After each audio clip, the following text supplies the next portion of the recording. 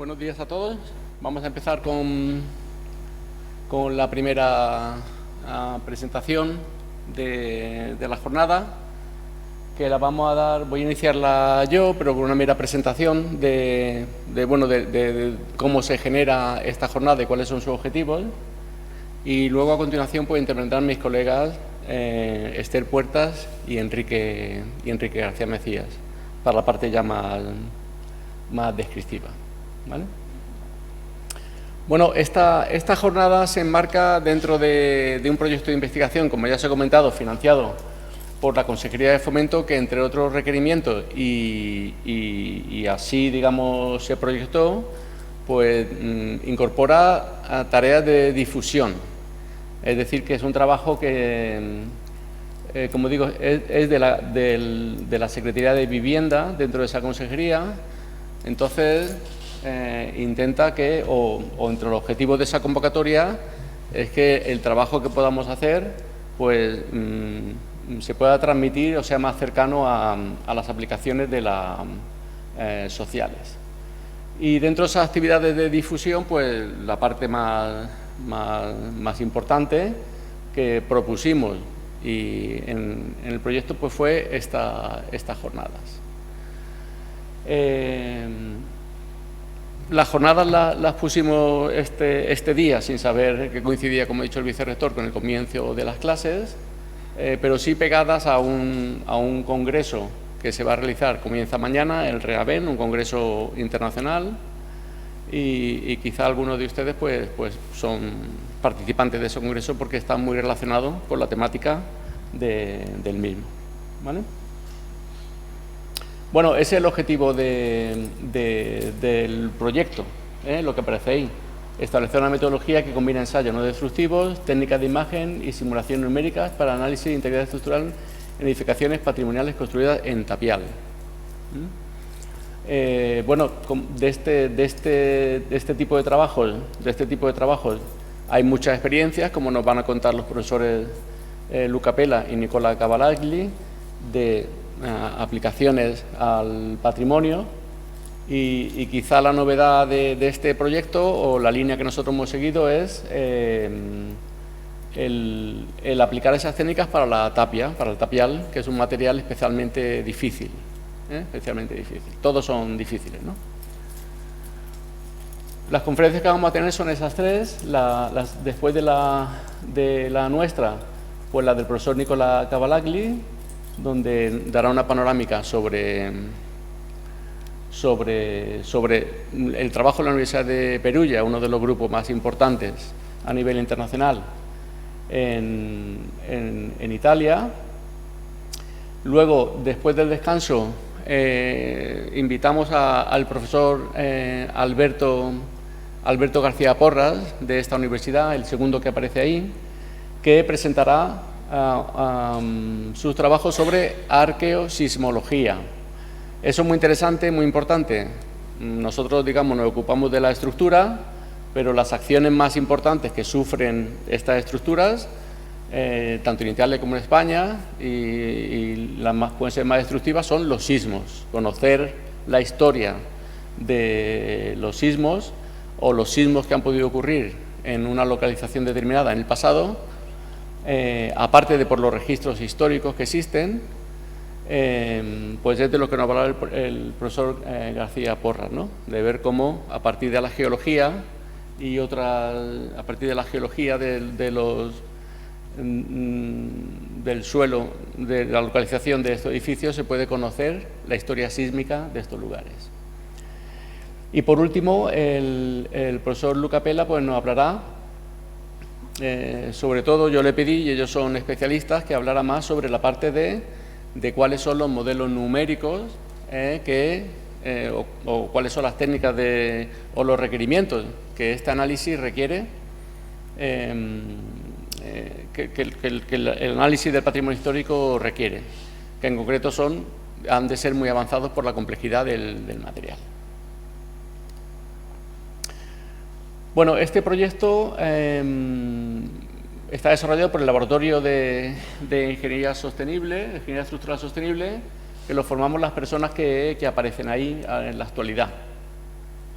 bueno, no voy a entrar en los detalles de cada uno, pero el laboratorio, el objetivo es precisamente el estudio de estos tipos de construcción tanto en este caso, en este proyecto, es para el estudio del patrimonio, pero también entre nuestro objetivo está el estudio de estos materiales tradicionales para la nueva construcción.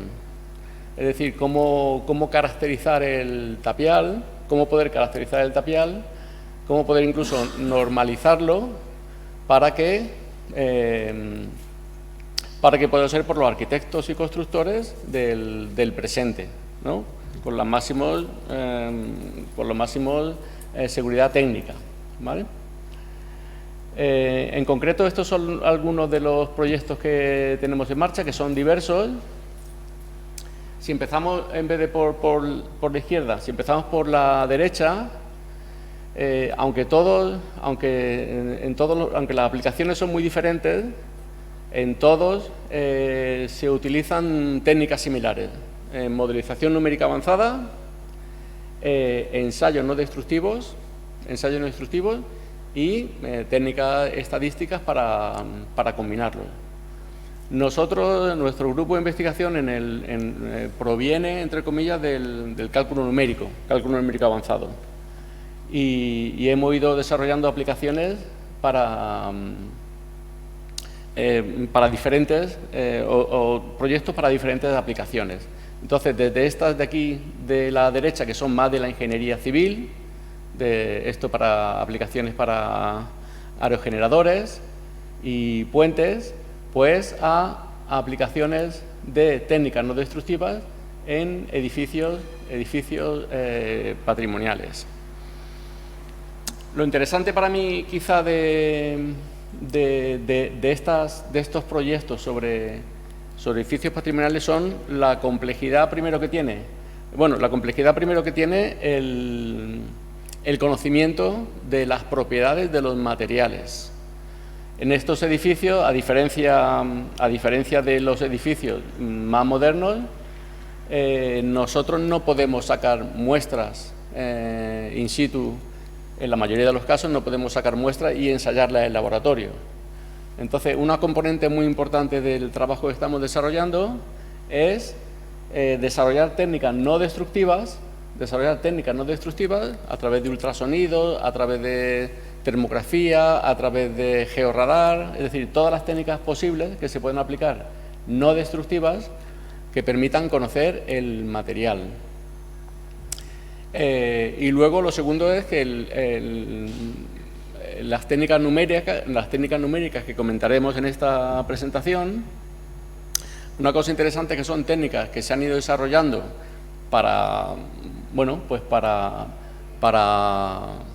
por los requisitos cada vez crecientes de los nuevos materiales, etcétera, pero los materiales antiguos, en vez de los materiales no avanzados, sino como son la tierra, el ladrillo, el mortero, etcétera, y sobre todo si son de edificios de 500 años, su análisis es más complejo incluso, o más complejo que los nuevos materiales. Es decir, que en el estudio de estos problemas se requieren técnicas muy avanzadas de modelización y técnicas también avanzadas de simulación, porque existe, a pesar de, precisamente porque no podemos analizar los materiales en un laboratorio, en un entorno controlado, pues porque existen muchas incertidumbres sobre las propiedades de los materiales.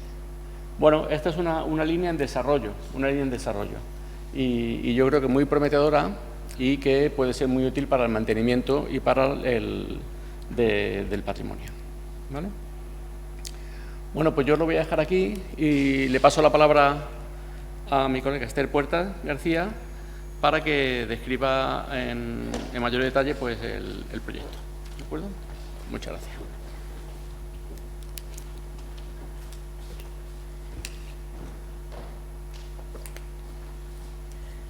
Bueno, pues buenos días a todos. Muchísimas gracias por estar aquí. Es un placer poder contar a qué nos dedicamos y al menos exponer la pasión que tenemos a la hora de hacer nuestro trabajo. La idea que teníamos con esta primera charla, como ha dicho Rafael, es poner una visión general de lo que es nuestro proyecto. Perdón. Me he puesto nerviosa. Disculpa. Bueno, pues nuestro proyecto, como ya han dicho, se llama Metodología para el análisis de la integridad estructural del patrimonio arquitectónico construido en tapial. Este proyecto, a pesar de ser un proyecto de la Consejería de Vivienda, que quizás no tiene una duración en el tiempo muy amplia, un proyecto corto de 15 meses, sí que tiene una gran trayectoria anterior y es la que nos ha traído a la experiencia que llevamos hoy, ¿no? Como ya ha dicho Rafael, el profesor Rafael Gallego, esta experiencia previa está casi muy aplicada a lo que sería la ingeniería civil, ¿no? La ingeniería de caminos. Nosotros empezamos trabajando mucho en la modelización numérica, trabajando en la mecánica computacional, desarrollando soluciones para el estudio de propagación de ondas, haciendo ensayos no destructivos en estructura o en elementos de hormigón, desarrollando análisis modal operacional en puentes o incluso hemos tenido una pequeña trayectoria en estudios para la catalogación de bienes de interés cultural. Toda esa experiencia previa nos permitió que desde el Patronato del Alambre Generalife nos diesen la oportunidad de hacer un estudio y de poner todas estas ideas en orden y lanzarlas hacia el estudio de lo que es el estudio de la vulnerabilidad sísmica de la Torre de la Gallina. Elegimos ese elemento estructural porque era un elemento que tenía grandes cualidades que nos permitirían trabajar y desarrollar todas nuestras técnicas, y ahora sí entraré un poco en detalle, ¿no? Ese proyecto que tuvimos, ese contrato que tuvimos durante un año, luego se transformó en un proyecto de la Junta de Andalucía, en el que estuvimos trabajando durante 18 meses, y entre el desarrollo de ese proyecto y el siguiente, que es el que estamos presentando hoy, pues tuvimos la suerte, se puede decir, o la mala suerte, de tener el enjambre sísmico que le dio como más importancia a lo que estábamos trabajando.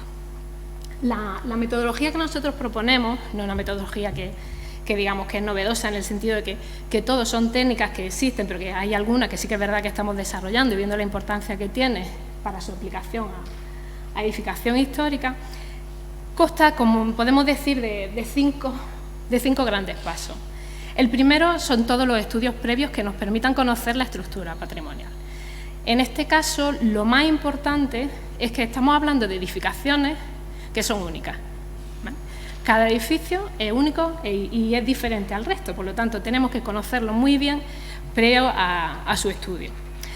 Después, la utilización de esos ensayos no destructivos que utilicemos localmente en zonas de nuestra edificación nos va a permitir conocer ciertas características, ahora veremos cuáles, conocer ciertas características que nos permitan definir ese gran modelo de estudio. Pero ese modelo de estudio que ahora se conoce como gemelo digital, que no es más que un modelo numérico que representa el comportamiento de nuestra estructura, requiere un ajuste. O sea, nosotros solo con el modelo numérico no podemos decir que estamos modelizando la estructura de una forma fiel si no la casamos con lo que serían esas técnicas experimentales. Una vez que ya tenemos ese modelo, ese gemelo digital, entonces a partir de ahí sí es que a partir de ese momento es cuando vamos a poder empezar a hacer un estudio en profundidad de nuestra estructura. Vamos a poder coger la estructura y vamos a poder simular aquellos efectos que nosotros queramos, ¿no? Como una acción sísmica o algún deterioro de material, alguna creación de patologías de forma controlada para ver cómo realmente se va a comportar en un futuro, ¿no? Al final lo que más interesa, no es, además del estado de conservación actual, una de las cosas que más interesa y más preocupa es saber a futuro cómo se va a comportar una estructura, ¿no? Y aquí es donde nosotros estaríamos desarrollando una metodología que nos permitiría hacer este análisis. Como ya hemos dicho, ese es el objetivo del proyecto y en realidad nosotros elegimos, perdona, que no veía, aquí no se veía elegimos, como hemos dicho, la Torre de la Gallina, porque es una torre de un lugar emblemático como es la Alhambra, que tiene una geometría relativamente sencilla. Para una primera puesta de desarrollo de este proyecto, es muy importante poder controlar al máximo lo que serían todos los parámetros, todo aquello que pueda afectar al desarrollo de la investigación. Entonces, esta torre, como he dicho, es una torre que tiene una geometría relativamente sencilla y que se podía estudiar muy bien. Además, tenía una gran ventaja, y es que a lo largo de la historia es una de las torres que quizás haya tenido menos intervenciones, con lo cual era fácil o era más fácil abordar a priori el estudio para el desarrollo de esta metodología. Cuando hablamos de los estudios previos, es muy importante un estudio histórico. Lo único es que es verdad que nosotros trabajamos desde un punto de vista estructural. Nosotros nos basamos o estudiamos, analizamos el comportamiento de la estructura y nos quedamos en esos eventos históricos a lo largo de la historia que han podido afectar a la estructura y a su comportamiento en general. Esta torre es una torre del siglo XIII que fue mandada a construir por Muhammad I y luego tiene grandes eventos que han podido influir en su comportamiento estructural. El primero fue el terremoto de Atarfe en 1431, luego la explosión que hubo del polvorín en San Pedro pudo llegar a afectarle, aunque no hay una documentación que así lo indique, pero sí que se indica que hubo daño en la torre de Comares, que estaba muy cercana. La invasión de las tropas napoleónicas afectaron directamente a muchas de las estructuras que están actualmente en la Alhambra, por lo cual también podría haberse visto afectada. Y a partir de 1900, a principios del siglo XX, 1900 y poco, se produce una gran restauración de esa zona, ¿no? Y se ve cómo cambia la configuración de lo que sería la Torre de la Gallina, al menos en su aspecto exterior, en la parte de los merlones, ¿no? Ya no es hasta 1957 cuando se hace una rehabilitación integral de lo que es la Torre de la Gallina y se encuentra prácticamente como vemos hoy.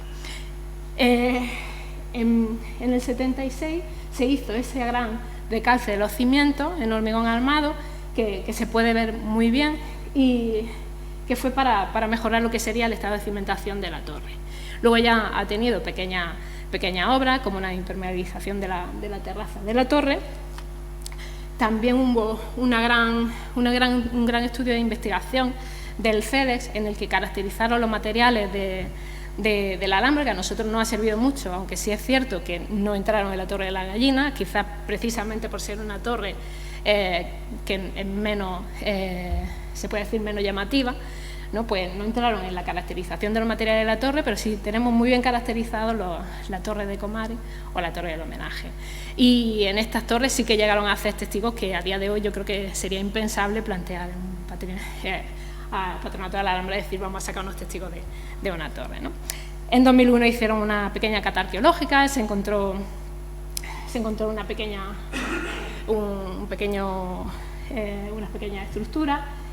Y pues llegamos al enjambre sísmico otra vez del 21, que lo que hizo es simplemente es importante, pero no hubo una gran afección a la estructura, aunque sí que es verdad que salió en todos los titulares. Sí que hubo un desplome en lo que serían los merlones o las almenas, que como conocemos como almenas, de la torre, que hizo que tuviesen que ser apuntaladas, ¿no? Y ya a día de hoy, pues yo creo que imagino que en torno a este año o a principios del que viene salió a concurso público esa obra de reparación o de consolidación de esos merlones y un arreglo de lo que serían los paramentos de la Torre de la Gallina. Como he dicho, ese enfoque histórico a nosotros lo que nos interesa sobre todo es desde el punto de vista estructural. Nosotros necesitamos conocer qué eventos han podido afectar a la estructura, pero también tenemos que conocer la geometría, tenemos que conocerla muy bien. En este caso hicimos un láser escáner 3D a la torre para conocer todos los detalles. A nivel numérico, para hacer luego un modelo numérico, ese tipo, esa precisión que hay tan grande, a lo mejor no es válida, no es necesaria, pero sí nos permite localizar perfectamente patología y determinar si existe algún tipo de desplome o algo que sea importante. Bueno, pues esta parte de la geometría es muy importante para luego hacer nuestro modelo. Además, tenemos que conocer todos los materiales que conforman la estructura. En este caso, esta estructura está formada por tapias, ladrillos, una pequeña parte de mampostería y luego lo que sería la cimentación que se hizo de hormigón armado. Una vez que conocemos materiales, conocemos geometría, hemos podido determinar los grandes eventos que han podido afectar a la estructura, lo último que nos quedaría es conocer el tipo de patologías que pueda tener a nivel estructural, ¿vale? Nosotros estamos hablando de comportamiento estructural, tenemos que conocer qué patologías pueden afectar a lo que sería la función estructural de nuestro elemento, ¿no? En este caso tenemos los desplomes de los merlones y luego sí que existen una serie de grietas que son importantes, ¿no? Estas grietas, además de estudiarlas a través de la técnica de láser, escáner, definiendo dónde estaba, definiendo la apertura de grieta, también con termografía pudimos ver muy bien, porque había algunas que a lo largo de la historia se habían enfoscado y desde fuera a lo mejor no se veía, ¿no? Y pudimos detectarlas y ver dónde estaban localizadas. Una vez que con esto ya lo que nosotros tendríamos o conoceríamos serían todos los datos de partida, pero para un modelo numérico, ¿vale? Para un modelo estructural que nos permita determinar el comportamiento de este elemento, no solo nos vale con saber a grandes rasgos qué es lo que tenemos, la geometría la tenemos perfectamente definida, pero es fundamental conocer las propiedades de los materiales. Y ese es uno de los aspectos críticos a la hora de hacer una modelización numérica, porque afecta mucho al comportamiento y es importante conocerlo bien. Entonces, para ello utilizamos los ensayos no destructivos.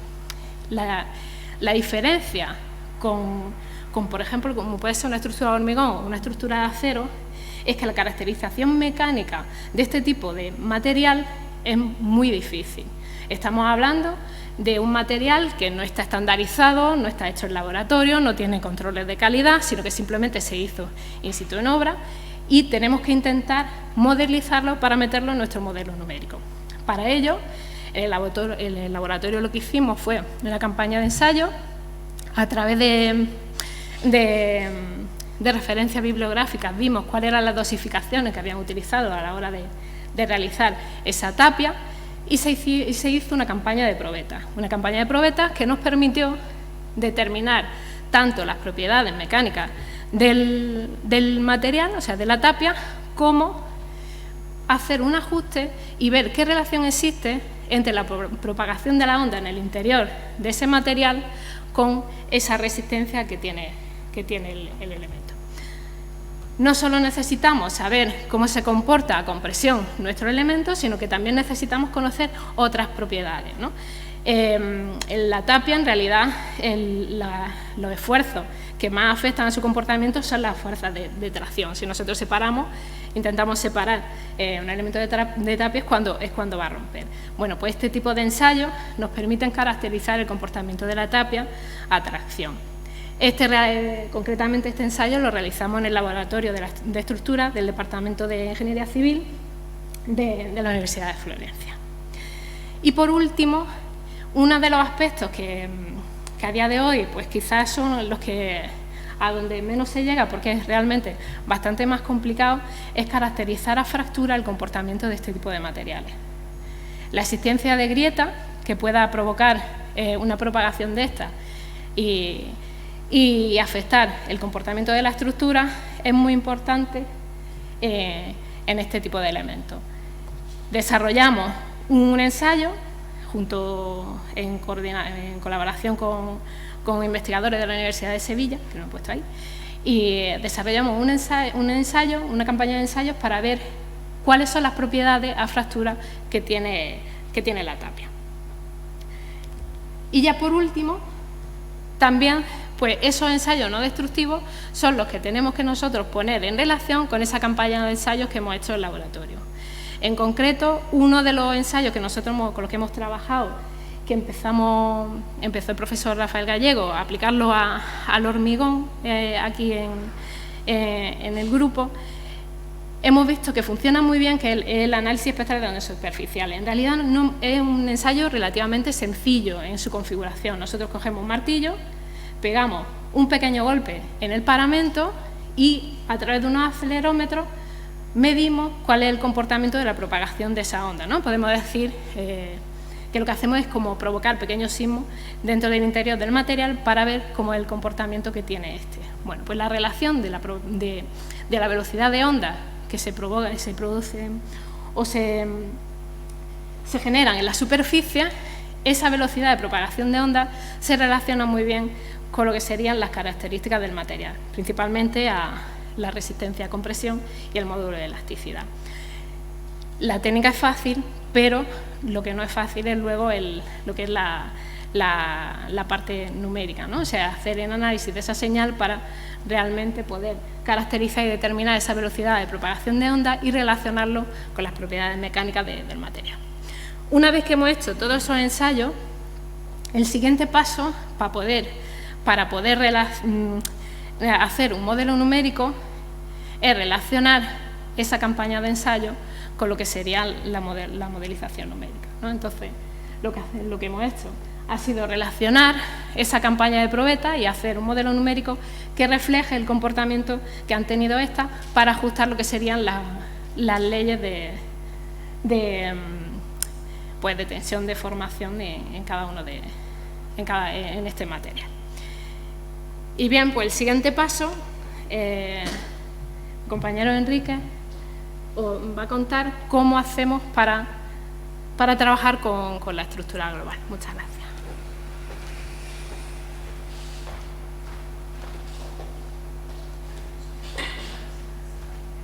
Bueno, buenos días a todos.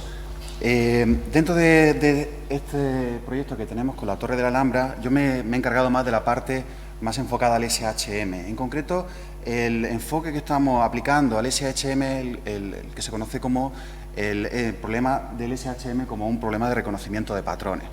Y bueno, como no sé si en la audiencia estamos familiarizados con este tipo de técnicas, quería empezar con una introducción muy genérica, primero por entender qué es SHM. En español sería mantenimiento estructural preventivo. Y qué mejor manera que poner algunas definiciones de algunos de los genios de este campo, como podría ser Farrar o Keith Worden, de la Universidad de Sheffield, así como de los compañeros Boller y coautores, que nos vienen a decir que el SHM sería la implementación de una estrategia de identificación de daño. Así, a bote pronto, podría ser una definición muy genérica, pero realmente tiene un montón de chicha dentro.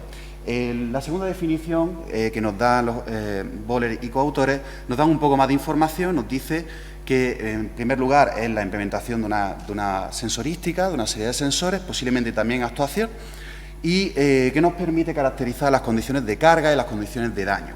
Y nos da alguna información más, como podría ser analizarlo, localizar y prever la evolución de ese daño. Aquí, en estos conceptos, ya tenemos perfectamente definido lo que sería la identificación del daño. Sería detectarlo, sería localizarlo, cuantificarlo y, finalmente, hacer una predicción al futuro de la evolución de dicho daño y, con ello, la vida útil de nuestra estructura. Y una palabra clave aquí sería el testeo no destructivo. Es fundamental, en SHM solo podemos emplear técnicas que tengan un carácter no destructivo. No podemos dañar para nada a la obra que estamos monitorizando. Y esto se materializa en este gráfico que le enseño a mis estudiantes de máster, que me gusta mucho porque realmente condensa toda la labor del científico que se dedica al SHM. En primer lugar, debemos identificar cuáles son las patologías estructurales en mi obra, identificarlas o prever su aparición en el futuro. Con ello, hacer una serie de hipótesis acerca de qué causas están provocando dicha patología. Entonces, tenemos que actuar un poco de Sherlock Holmes, tratar de unir esos dos elementos. Una vez que tenemos establecida nuestra hipótesis, pasamos a diseñar cuál sería el sistema de monitorización a emplear. En el campo del SHM, aquí se sobreentiende que es una monitorización en continuo. Debe estar continuamente adquiriendo alguna magnitud física en mi estructura. En base al procesamiento de esas señales, pasamos a identificar el daño, como decía antes, detectarlo, localizarlo, cuantificarlo y hacer predicciones a futuro. Y una vez que llegamos a este punto, ya le damos esta información al gestor de la obra, que podría emplear esta información para tomar una decisión informada acerca de su mantenimiento, acerca de cuáles son los intervalos de inspección, así como si hace falta hacer algún tipo de intervención, interrumpir el uso, etcétera. Esto, al final, en cualquier obra de ingeniería civil, se materializa en una serie de sensores que están dispuestos sobre una estructura de cualquier tipo, pueden ser acelerómetros, sensores de deformación, ambientales, químicos, etcétera, que están continuamente adquiriendo algunas señales acerca de alguna magnitud física en mi obra. Esto equivaldría a los sentidos en el cuerpo humano. Estamos monitorizando una serie de magnitudes físicas, esa información pasa a través del sistema nervioso a lo que nosotros tendríamos como un sistema de adquisición de datos, donde estamos recibiendo continuamente esas señales. Esa información iría al cerebro de nuestra obra, que en este caso pues sería un ordenador, una serie de algoritmos que elaboran esa información y tratan de prever cómo evolucionará dicho daño. ¿Y por qué digo que debemos tratar el SHM como un problema dentro del paradigma del reconocimiento de patrones? Y para eso, qué mejor que enseñar directamente un ejemplo. Esta sería la Basílica Santa María degli Angeli, que el colega Nicola Cavalaggi enseguida nos dará un montón de información acerca de esta obra. Yo directamente quería enseñar algunos resultados. Aquí tenemos resultados de una monitorización de tipo dinámico. Arriba os muestro las 3 primeras frecuencias resonantes de esta basílica y abajo los resultados de unos LVDT, unos sensores de deformación que están midiendo la apertura y cierre de alguna grieta en esta obra. ¿Y qué observamos aquí? Bueno, pues lo primero que uno observa aquí es que hay un follón increíble, en el sentido de que hay una variación muy grande. Tenemos oscilaciones tanto estacionales, fijaros como desde el verano hasta el invierno cambia muchísimo a las medidas que tomamos, y si uno hace un pequeño zoom ahí también observa que hay unas variaciones de oscilación muy rápida, debido a oscilaciones de tipo diario. Por lo tanto, la estructura está respondiendo a su ambiente y de manera permanente. El problema viene cuando hay un daño aquí. ¿Cómo podemos decir si esto está dañado, esta estructura experimenta un daño o no? Porque las variaciones debidas al daño van a ser generalmente muy inferiores a esas variaciones debido a condiciones de total normal funcionamiento. Por lo tanto, debemos identificar estas variaciones en base a algún modelo estadístico para poder eliminarlas y así destacar la presencia del daño. Esto se materializa en una serie de pasos que normalmente empleamos en SHM. Lo primero, se toman las señales y se procesan. Una vez que se procesan, se extraen una serie de características. ¿Esto en qué consiste? Bueno, pues dependiendo del tipo de sensor que emplees, pues podrás sacar unas características u otras. Un sensor, por ejemplo, de tipo estático, pues sería el desplazamiento. De tipo dinámico, pues pueden ser aceleraciones, propiedades modales, etcétera. Y existen una cantidad enorme de características que uno puede extraer de esas señales. Lo fundamental es que estas características que uno extrae deben ser lo más sensibles al daño posible. Una vez que uno identifica esas características que quiere trazar en el tiempo, lo siguiente sería reconocer esas variaciones debidas al normal funcionamiento de la obra. Para eso, ¿cómo lo hacemos? Bueno, pues definimos un periodo de entrenamiento, normalmente será un año. Durante ese periodo de entrenamiento, cogemos todas las características que hayamos adquirido durante ese tiempo y lo usamos para entrenar un modelo estadístico que me permita predecir la variación de esas características.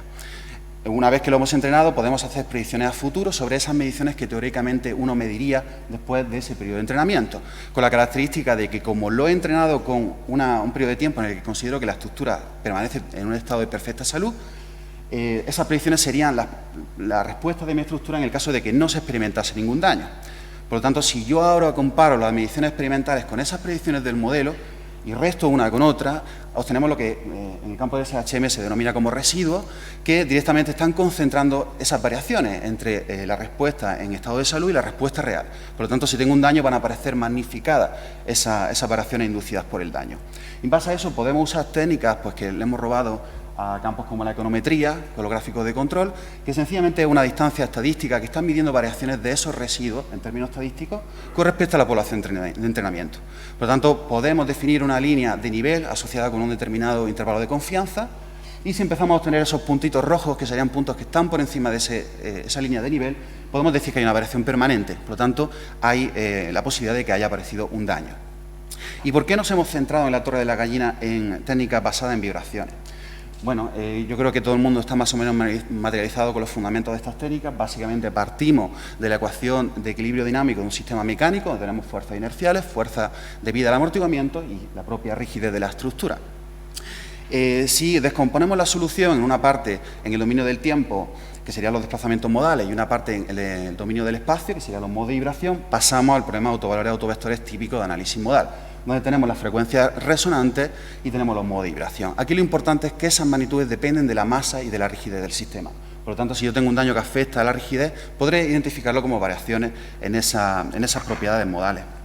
Aquí tenía un vídeo que yo no sé si va a funcionar. Bueno, de todas maneras, esto lo vamos a dejar esencialmente un experimento para ilustrar las propiedades modales, no es tan fundamental. Y como decíamos, ¿por qué es tan interesante en identificación histórica? Bueno, pues es fundamental porque son técnicas de identificación de daños globales. Eso quiere decir que puedo identificar daños que afecten a escala global la rigidez de mi sistema. Claro, eso por una parte es una ventaja, por otra parte una desventaja, en el sentido de que si yo tengo un daño muy local que no afecta a esas propiedades modales, no lo voy a encontrar. Y hablamos de, por ejemplo, una corrosión muy localizada, efectos de tipo químico, etcétera. Por lo tanto, en estos casos habrá que complementarlo con otro tipo de técnicas.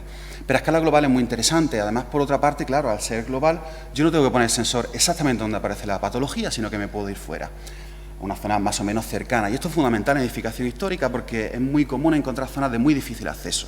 Por lo tanto, nos podemos evitar poner sensores en esas zonas tan complejas de acceder e irnos un poco más lejos. Por otra parte, como estamos midiendo vibración ambiental, el funcionamiento de la obra no se interrumpe para nada. Si es un museo, por ejemplo, sigue funcionando sin ningún tipo de problema. Y luego la afección que uno ejerce sobre la estructura con este tipo de técnicas es realmente mínimo. Por ejemplo, si medimos aceleraciones horizontales, pues sencillamente consiste en poner acelerómetros directamente sobre el suelo, sin ningún tipo de conexión que dañe la obra. En el caso de que tengamos que monitorizar paramentos verticales, bueno, pues si nos dejan hacer un taladro, pues hacemos un pequeño taladrito, y si no, pues existen otras técnicas como cera de abeja, que es directamente un pequeño adhesivo con un impacto mínimo sobre la obra. Entonces, bueno, estas eran las razones principales por las que implementamos estas técnicas en la Torre de la Gallina. El esquema de monitorización que usamos aquí fue súper simple, en el sentido de que tenemos 3 niveles y empleamos el esquema clásico de 3 estaciones por nivel. Tenemos una estación en 2 ejes, en la esquina noroeste de la obra, de la torre, y una esquina biaxial en la otra, una estación uniaxial en la otra, con el objetivo de caracterizar los modos principales de flexión y de torsión en la obra. En el segundo nivel teníamos el sistema de adquisición de datos con un pequeño portátil para ir haciendo procesamiento de señales, así como un módem wifi para poder acceder desde el laboratorio y ver si todo está funcionando bien, adquirir alguna señal, etc.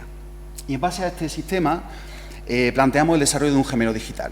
Un gemelo digital, espero que estéis, o yo creo que todo el mundo está más o menos familiarizado con este concepto, sería una representación virtual de nuestra obra. Una representación virtual que tiene dentro algunas leyes de la ingeniería estructural. En este caso podría ser un modelo de elementos finitos. Pero claro, esto tiene un problema porque el gemelo digital, por definición, tiene que ser un modelo que reacciona en tiempo real, está adquiriendo datos experimentales en tiempo real y me da una predicción sobre el daño. Claro, un modelo de elementos finitos de una obra histórica realmente es imposible de usar porque computacionalmente son súper costosos. Por lo tanto, aquí es muy común emplear técnicas de metamodelado o de modelos subrogados. En este caso empleamos un modelo Kriging para reemplazar el modelo de elementos finitos. Y la idea es, tiene una serie de parámetros de entrada, que son parámetros que relacionan la rigidez local en ciertas partes de la obra, y como salida tiene las propiedades modales, que es lo que al final vamos a acabar midiendo experimentalmente. Este gemelo digital se introduce dentro de ese gráfico que funcionaría de manera periódica, donde en tiempo continuo estamos adquiriendo vibraciones ambientales a través de análisis modal operacional, identificamos las propiedades modales, en este caso adquirimos 30 minutos en continuo con una frecuencia de adquisición de 200 Hz. Una vez que extraemos las propiedades modales, eliminamos los efectos ambientales, como comentaba antes que era tan fundamental. En este punto introducimos el modelo subrogado para realizar una calibración inversa del modelo, es decir, cómo a partir de las propiedades que medimos experimentalmente somos capaces de identificar los parámetros del modelo. Una vez que tenemos eso, pues sencillamente haciendo un seguimiento de esas propiedades del modelo, somos capaces de ver si existe una anomalía en cierta parte de esta obra y con ello poder identificar completamente el daño, es decir, localizarlo, cuantificarlo, etc. El objetivo final, como digo, es sencillamente partir de la toma de medidas de vibración ambiental en continuo y llegar a generar un sistema que en tiempo real te diga dónde y con qué severidad tiene un daño. Bueno, ya paso a mostrar algunos resultados experimentales. En la parte de identificación dinámica usamos pues, uno de los algoritmos más robustos que existen en el campo, que sería la identificación de procesos estocásticos basado en covarianza, que nos permite de una manera automática identificar los polos del sistema, es decir, las propiedades modales completamente. Aquí es curioso porque a simple vista parece que esta torre es muy rígida y que no es para nada esbelta, por lo tanto dudaba sobre la eficiencia de este tipo de técnicas, pero todo lo contrario, fue realmente sorprendente. Si os fijáis en el gráfico de estabilización aparecen un montón de picos súper claros correspondientes a frecuencias de resonancia. En particular en el ancho de frecuencia entre 0 y 10 Hz identificamos 3 picos muy claros, como se ve en los valores singulares de la matriz espectral ahí, que muestro en pantalla, que corresponden a 2 modos principales de flexión, las 2 direcciones principales del edificio, así como un modo global de torsión. Luego aparece una serie de picos que no pudimos identificar a qué modo correspondía. Y la hipótesis que tenemos es que se deben a modos locales de las almenas. Como no teníamos sensores específicamente dispuestos a las almenas, era muy difícil verificar si efectivamente eso correspondía a un modo local. Pero una vez que aplicas estas técnicas en tiempo continuo, desde el 10 de enero hasta el 31 de marzo de este año, es decir, 3.233 identificaciones, se ve que efectivamente esos 3 primeros modos se identifican de manera totalmente consistente en todo el periodo de monitorización, mientras que el resto a veces lo identifica sobre todo durante el día, durante la noche normalmente pierde su seguimiento, lo cual refuerza aún más la hipótesis de que se deben a modos locales en las almenas. Y fijaros en el zoom de abajo cómo efectivamente esas variaciones debidas a oscilaciones normales de la temperatura, humedad, viento, etcétera, sí que inducen de una manera muy notable esas oscilaciones día-noche. Sobre todo se ve en el segundo modo. De hecho, las variaciones van en el torno entre el 4, 5 hasta el 10%, lo cual que si tenéis experiencia en análisis modal, veis claramente que es muy difícil que un daño realice una variación superior a esto. Por lo tanto, es fundamental eliminar estas oscilaciones. En concreto, para esto usamos una estación meteorológica que gestiona el catedrático Nicolás Velilla, del Departamento de Mineralogía y Petrología, que está muy cerca de la obra, está realmente a 280 metros, está en el Albaicín. Y pudimos identificar correlaciones muy claras con la temperatura ambiente, con la humedad y con la presión atmosférica. Fijaros cómo los efectos de la temperatura ambiente y la humedad están en oposición de fase. Cuando la temperatura aumenta, la frecuencia de resonancia aumenta, la estructura se vuelve más rígida. Y esto es muy común en mampostería, por ejemplo, y la razón que siempre damos, aunque aquí hay mucho todavía que investigar, pero es que se deben a efectos de expansión térmica. Cuando el material expande, algunas microgrietas se cierran y el material se vuelve más rígido. Lo contrario con la humedad. Cuando aumenta la humedad, el material se reblandece y disminuye la rigidez.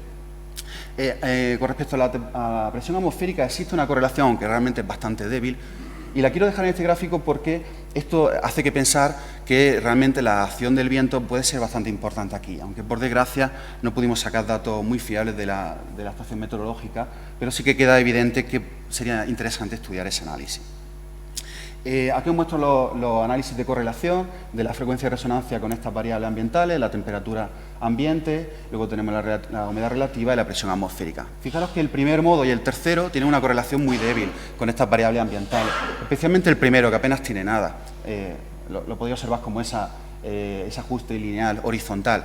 Por el contrario, el segundo modo sí que tiene una correlación súper importante, en particular con la temperatura ambiente. Fijaros que tiene un coeficiente, no se aprecia, pero tiene un coeficiente de correlación de Pearson de 0,69, el cual es súper alto, especialmente en edificación histórica.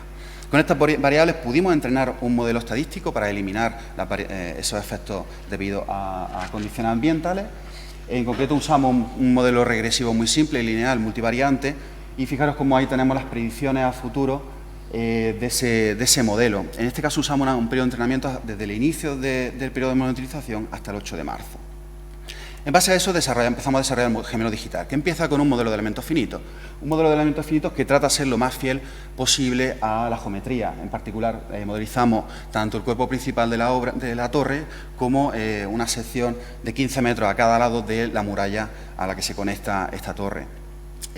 Una vez que teníamos caracterizados los materiales y la geometría, pasamos a realizar una comparación con los datos que sacamos del OMA y realmente obtuvimos un ajuste muy bueno, con variaciones o errores en la frecuencia de resonancia inferiores al 2,5% y valores de Mach por encima del 0,94, lo cual es bastante alto.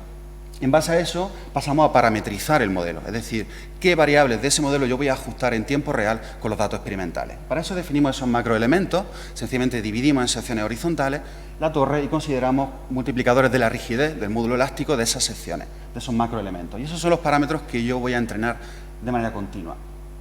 Este modelo de elementos finitos se reemplaza con un modelo subrogado, como decía, un modelo Kriging, que sencillamente viene a representar la función de respuesta, esa superficie de respuesta, en este caso serían los modos de vibración y las frecuencias de resonancia, a través de un término regresivo que intenta reproducir las variaciones a nivel global de esos parámetros y un término estocástico que trata de modelizar esas variaciones más localizadas. A través de un análisis de Monte Carlo, de este modelo de elementos finitos, en este caso usamos 160 muestras, pudimos entrenar ese modelo Kriging, que es infinitamente más rápido que el modelo de elementos finitos. En base a eso tratamos de desarrollar algunos escenarios de daño un poco realistas que tratasen que nos sirvieran, ya que no tenemos daños reales, nos sirvieran para validar nuestra metodología. En concreto, realizamos un análisis pushover en 3 pasos. Primero, unos desplazamientos impuestos en la dirección norte-sur de la torre, hasta alcanzar un desplazamiento deseado. Una vez que alcanzamos ese desplazamiento deseado, relajamos esas condiciones impuestas, la estructura vuelve a su condición inicial, pero en ese momento ya ha experimentado daño a través de un modelo constitutivo. En este caso usamos un modelo de daño difuso, que es el Concrete Mass Plasticity, que es muy usado en mampostería. Una vez que la torre ha vuelto a su posición original, realizamos un análisis modal. Un análisis modal que se puede considerar no lineal, en el sentido de que tenemos en cuenta la rigidez tangente de la obra. Por lo tanto, podemos caracterizar cuáles son las influencias del daño sobre las propiedades modales de la estructura. En base a eso, en la curva cortante basal versus el desplazamiento en lo alto de la torre, pudimos identificar una serie de escenarios de daño, en concreto 10, que pasamos a superponer a las series temporales de modo de vibración. En particular, aquí podemos observar cómo varían esas frecuencias de resonancia con respecto al desplazamiento en la parte superior de la torre y, en particular, nos centramos en los escenarios de daño hasta el escenario de daño 7. ¿Por qué? Porque fijaros que la variación en la frecuencia de resonancia están ya en torno al 4 o al 5%, que es una variación enorme, una variación muy grande que uno puede identificar y no le hace falta ningún gemelo digital para darse cuenta de eso, para tener una escala de distintas magnitudes de daño. Y en base a eso ya pudimos identificar el daño. ¿Cómo lo hicimos? Bueno, pues a través de una función objetivo. Esto es una técnica de actualización de modelos clásica, en el sentido de que es una función que uno quiere minimizar y tiene en cuenta los errores de la predicción de las variables experimentales a través del modelo numérico.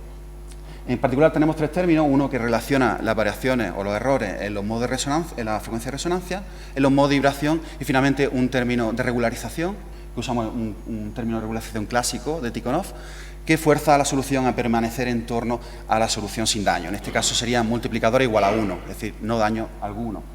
En base a eso, esto es un problema de optimización que se resuelve con cualquier algoritmo de optimización. En este caso usamos un algoritmo de enjambre de partículas y esto lo realizamos cada 30 minutos. Cada 30 minutos uno recibe las señales, extrae las frecuencias y los modos, realiza la calibración del modelo y va sacando una serie temporal de esos parámetros del modelo. En particular, fijaros los multiplicadores de esos tres macroelementos.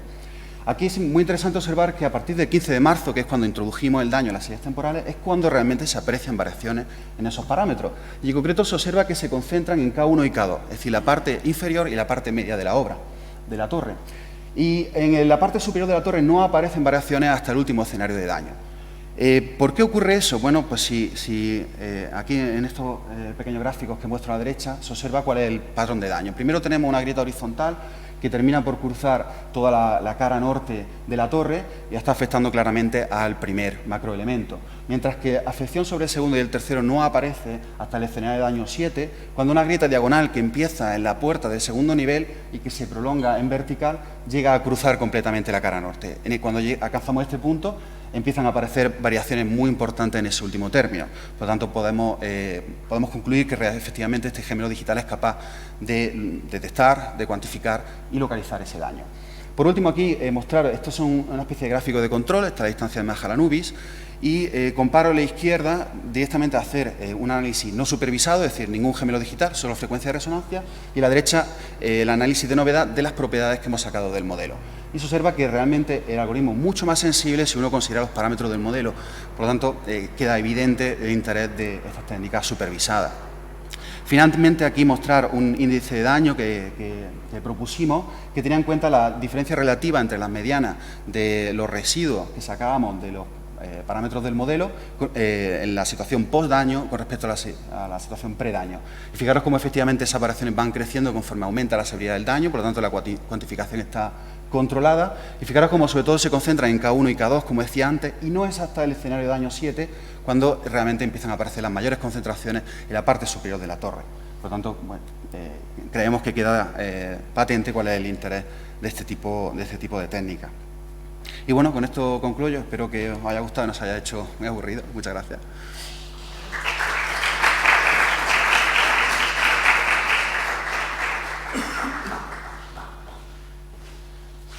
Primero de todo, muchísimas gracias a las intervenciones del profesor Rafael Gallego, María Esther Puerta y al profesor Enrique García Macías. ¿Alguien quiere formular alguna pregunta, duda, consulta sobre la charla?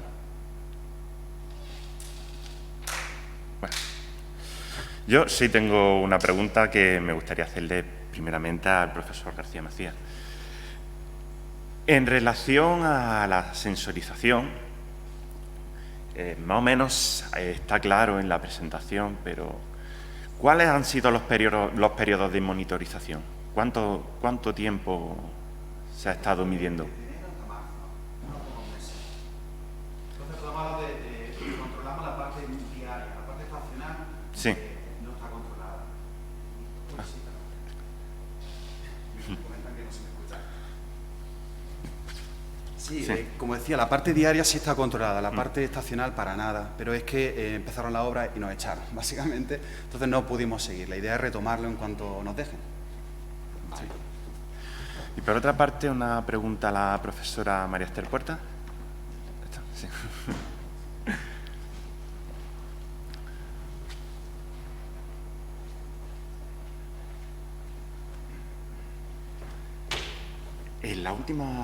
Creo que en la última diapositiva de la charla Sí. habló entre los datos experimentales y la creación de un modelo numérico. Sí, En ese modelo numérico hay que emplear una ley constitutiva. sí.